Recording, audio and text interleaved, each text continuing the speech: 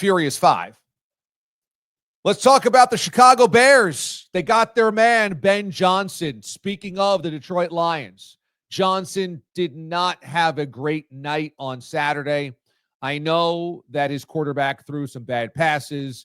I recognize that the defense was shredded. At the same time, I thought Ben Johnson's ego got in the way with that trick play late in the game where they hand it off to a wide receiver, Jameson Williams, to throw the most important pass of the season, which ultimately gets picked off. That was so lame. It was so desperate. It was almost as though Ben Johnson was out of tricks and just said, well, we got to do something, right? Because I'm so smart, right? I think that they always wanted Ben Johnson no matter what happened to the playoffs. And he's been a desired commodity for a while now.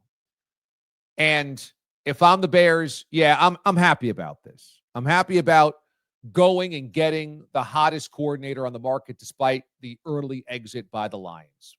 I will say this about the job itself. Ben Johnson inherits talent and a good roster, but a massive headache with the history of that organization's ownership and general managing. We'll see if it can finally work in Chicago, where they never seem to have the pieces in place simultaneously, hiring the coach and the GM with the same offseason. Same thing happening now. Caleb Williams looks fine. He doesn't look like Jaden Daniels. The wide receiving core, overrated coming into the season. I think the offensive line needs help. Defense needs help. A lot of part of the roster. I mean, let's face it, the Bears defense was supposed to be one of the best in football coming into the year. I don't think they held up their end of the bargain here either.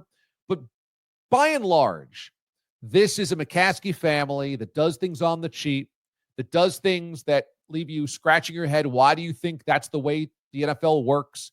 And again, hiring a coach who the GM inherits. Now, I would imagine any GM is happy to be coming back and getting the hottest coordinator on the market. Fine.